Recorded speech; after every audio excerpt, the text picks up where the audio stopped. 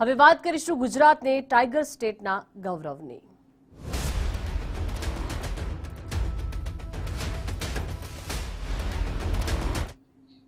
ગુજરાતના વન્યજીવ પ્રેમીઓ માટે એક સારા સમાચાર છે। નેશનલ ટાઈગર કન્ઝર્વેશન ઓથોરિટી એટલે કે NTCA દ્વારા ગુજરાતને ફરી એકવાર ટાઈગર સ્ટેટ જાહેર કરવામાં આવ્યું છે। આશરે 33 વર્ષ બાદ ગુજરાતને આ ગૌરવ પ્રાપ્ત થયું છે, જેને કારણે રાજ્યના વન્યજીવન સંરક્ષણ ક્ષેત્રે મહત્વપૂર્ણ સિદ્ધિ માનવામાં આવી રહી છે। છેલ્લા 10 મહિનાથી ગુજરાતમાં એક વાઘ સ્થાયી થયો છે અને જેના કારણે રાજ્યમાં વાઘની હાજરી સત્તાવાર રીતે માન્ય બની છે। આ વાઘ મુખ્યત્વે રતનમહાલ વન્યજીવન અભયારણ્ય સહિત આસપાસના વિસ્તારોમાં જોવા મળ્યો છે।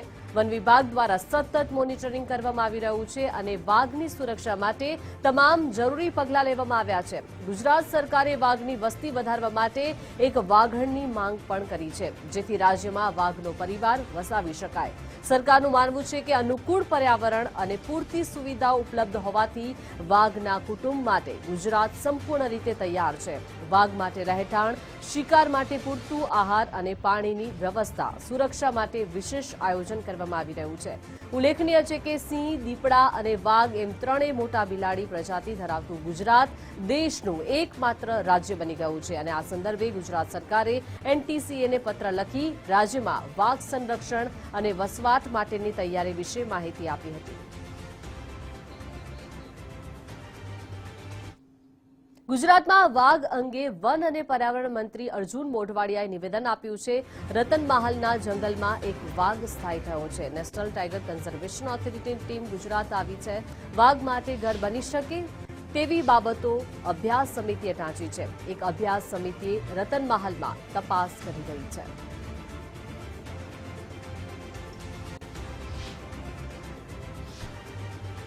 નેશનલ ટાઈગર કન્ઝર્વેશન ઓથોરિટી છે, એમણે એક અભ્યાસ સમિતિ મોકલી હતી અને અભ્યાસ સમિતિએ પ્રાથમિક અહેવાલ તૈયાર કર્યો છે અને એ અહેવાલ મુજબ અત્યારે ગુજરાતની અંદર એક વાઘની વસ્તી બતાવેલી છે। એ ઉપરાંત અહીંયા વાઘની ઇકોસિસ્ટમ બની શકે એમ છે અને એના માટેના એ સિસ્ટમને મજબૂત કરવા માટે, આ ઇકોસિસ્ટમને મજબૂત કરવા માટે થઈ અને અનેક પગલાઓ આ પ્રાથમિક અહેવાલમાં સૂચવવામાં આવેલા છે।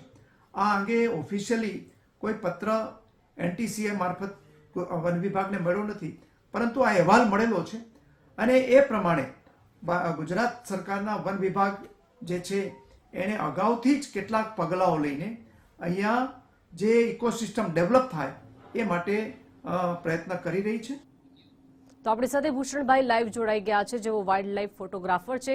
ભૂષણભાઈ, ખૂબ જ સ્વાગત છે। ગુજરાત ફર્સ્ટમાં જે રીતે ગુજરાતને આજે ટાઈગર સ્ટેટનો દરજ્જો મળ્યો છે, આ ગૌરવને આપ કઈ રીતે જોઈ રહ્યા છો? પ્રથમ તો આપની પ્રતિક્રિયા।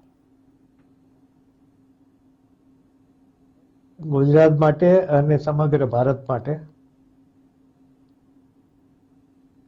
હું એમ કહીશ કે ગુજરાત એક જ એવી જગ્યા બની છે આખા વિશ્વમાં કે જ્યાં સિંહ અને વાઘ બંને સાથે છે। હવે આપણી જવાબદારી એટલી છે કે વાઘને અનુકૂળ મોટું જંગલ જોઈએ। રતનમહાલ છે એ લગભગ 55 સ્ક્વેર કિલોમીટરનો વિસ્તાર ધરાવે છે।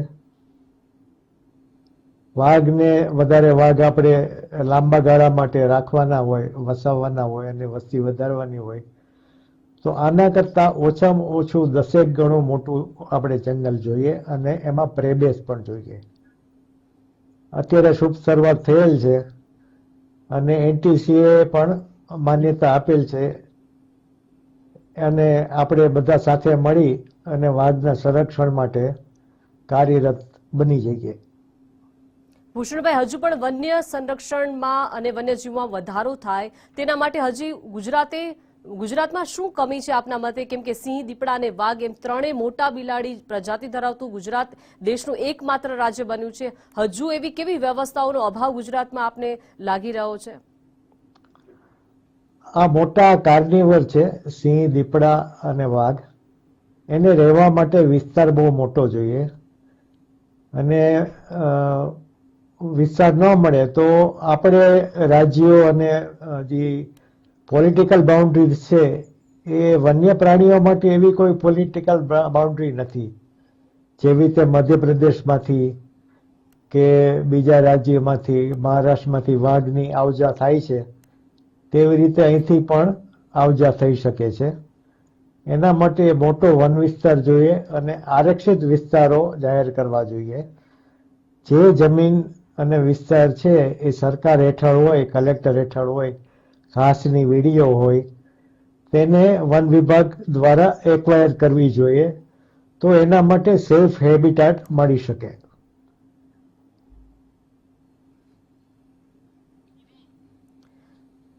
જી ખૂબ ખૂબ આભાર ગુજરાત ફર્સ્ટ સાથે જોડાયા તે બદલ.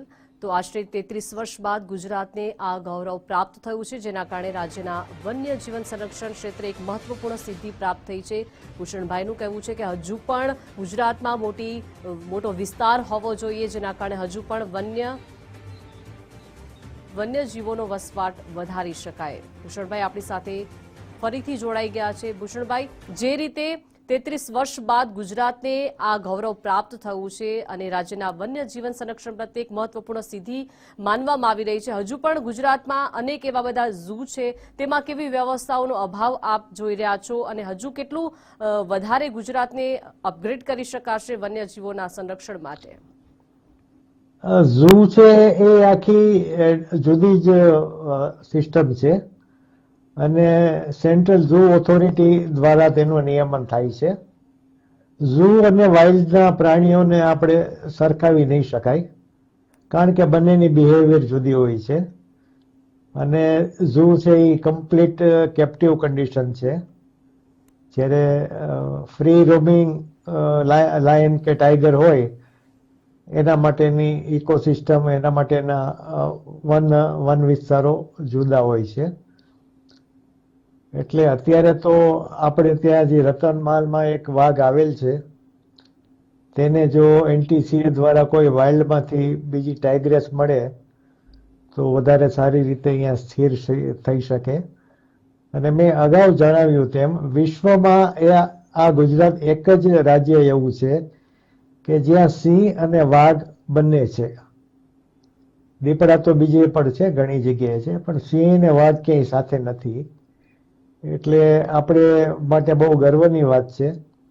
લાંબા ગાળાના સંરક્ષણ માટે એને પ્રેબેઝ વિસ્તાર મળે અને સેફટી મળે. ખાસ તો સેફટી કોનાથી? આપણાથી, મનુષ્યથી એને સેફટી મળવી જોઈએ. જો મનુષ્ય વિસ્તારમાં વાઘ જાય અને કોઈ પણ કારણસર તેને હેરાન કરે કે ભગાડે તો ત્યાં વાઘ છે એ સ્થાયી નહીં થાય, અથવા તો મનુષ્ય ઉપર હુમલા થવાના બનાવો બનશે. તો આ એક સંતુલન જળવાઈ રહે તે માટે આપણે હજી ઘણું બધું પ્લાનિંગ અને ઘણું બધું કામ કરવાની જરૂર છે. જી ભૂષણભાઈ, એટલે કે જ્યારે સર્વે થતો હતો વાઘનું ત્યારે લગભગ 2 વાઘ હોવાનું અનુમાન હતું. જ્યાં સુધી મને ખબર છે ત્યાં સુધી ફૂટપ્રિન્ટ તરફથી જ્યારે તપાસ થતી હતી ત્યારે 2 વાઘનું અનુમાન હતું, પરંતુ હવે જ્યારે 1 વાઘ સ્થાયી છે તે ચોક્કસપણે માનવામાં આવી રહ્યું છે. પરંતુ હવે વાઘની સંખ્યા વધારવા માટે વાઘણની પણ માંગ થઈ રહી છે. આ દિશામાં આપ શું વિચારી રહ્યા છો? હા, NTCA આપણને બીજા વિસ્તારમાંથી, વાઇલ્ડમાંથી આને સાથે મેચ થઈ જાય, એની ઉંમરની કોઈ બીજી વાઘણ આવે તો આ વાઘ અહીંયા વધારે સમય માટે સ્થિર થઈ જાય એવી અનુકૂળ પરિસ્થિતિ ઉત્પન્ન થાય. પરંતુ ભવિષ્યમાં આપણે અત્યારે 2-4 મહિના કે 1-2 વર્ષનો વિચાર ના કરીએ, આવતા 10 વર્ષમાં કે 20 વર્ષમાં વાઘની વસ્તી વધે અને કાયમી રીતે પહેલા અગાઉ જેમ વાઘ હતા ગુજરાતમાં એવી રીતે કાયમી રીતે એની સારી એવી વસ્તી થાય, એના માટે મોટા વન વિસ્તારની જરૂર પડે. તો એના માટે આપણે અત્યારે સાયન્ટિસ્ટે, વન વિભાગે અને NTCA પ્લાનિંગ કરી અને બીજા ક્યાં ક્યાં વન વિસ્તારમાં વાઘ વસાવી શકાય એમ છે તેની તૈયારી અત્યારથી કરશું તો આપણે ગુજરાતમાં કાયમ માટે વાઘ રહેશે. નહીં તો થોડાક સમય માટે મહેમાન થઈને આવ્યો હોય અને એકાદ વર્ષમાં પાછો ચાલ્યો જાય એવું પણ બને. જી બિલકુલ. એટલે હવે જ્યારે આ વાઘ માટે ગુજરાતનું વાતાવરણ કેવી રીતે અનુકૂળ માની શકાય? વાતાવરણ તો અનુકૂળ છે જ. જો કોઈ પણ વન્ય પ્રાણીઓ છે ને વાઘ છે એ -40 ડિગ્રીમાં અમૂરમાં રહે છે, રશિયામાં, જી જ્યાં જગતમાં સૌથી વધારે ઠંડી પડે છે. અને આપણે રાજસ્થાનમાં છે +45 ડિગ્રી સેન્ટીગ્રેડમાં પણ રહે છે. મેં અગાઉ કહ્યું તેમ એને વિસ્તાર મળે, ખોરાક મળે અને સેફટી મળે તો કોઈ પણ વાતાવરણમાં એ રહી શકે છે. જી બિલકુલ, એટલે કે હવે ગુજરાતમાં વન્યજીવોની સંખ્યા વધી રહી છે, તો આપ વન્યજીવી પ્રેમીઓ માટે શું સંદેશ આપવા માંગશો? આપણે વન્યજીવોને ઓળખીએ, જ્યારે આપણે સારી રીતે ઓળખશું, એની બિહેવિયર સમજશું, તો તે કેવી રીતે રહે છે અને સામેથી હુમલા નથી કરતા, તો એનાથી આપણે સાવધાન તો રહેવું પડે, પણ કેવી રીતે સહજીવન શક્ય બને એ મનુષ્યોએ જ્યાં જ્યાં નવા વિસ્તારમાં સિંહ, દીપડા અને વાઘ રહે ત્યાં એ વિસ્તારના મનુષ્યોએ એ થોડું સમજવાની જરૂર છે. અને આ એક સત્ય છે, આખી દુનિયામાં બધી જ જગ્યાએ વન્ય પ્રાણીઓ જંગલની બહાર, વન વિસ્તારની બહાર મનુષ્યો વચ્ચે આવે છે અને રહે છે અને ભવિષ્યમાં પણ રહેશે. કારણ કે મનુષ્યની વસ્તી વધે છે, તેવી રીતે વન્ય પ્રાણીઓની પણ વસ્તી વધે છે. હાથી છે એ જંગલની બહાર જાય છે, વન વિસ્તારોની બહાર જાય છે, વાઘ જાય છે. આફ્રિકામાં પણ બધા વન્ય પ્રાણીઓ બહાર જાય છે, વરુ જાય છે, મગર બહાર રહે છે. આપણે ગીરમાં સિંહો પણ લગભગ 35,000 સ્ક્વેર કિલોમીટરમાં ફેલાણા છે, મનુષ્યોની વચ્ચે રહે છે. તો એક શાંતિપૂર્ણ સહજીવન શક્ય છે, એના માટે એ વિસ્તારના NGO અને વન વિભાગ જાગૃતિ ફેલાવે અને લોકોને શું પ્રિકોશન લેવાનું છે, કેવી રીતે શું સાવધાની રાખવાની છે, એના વિશે સમજાવે તો લોકોનું અને વન્ય પ્રાણીઓનું બંનેનું સહજીવન શાંતિપૂર્ણ રીતે અને ભવિષ્ય પણ એનું સેફટીથી જળવાઈ રહેશે.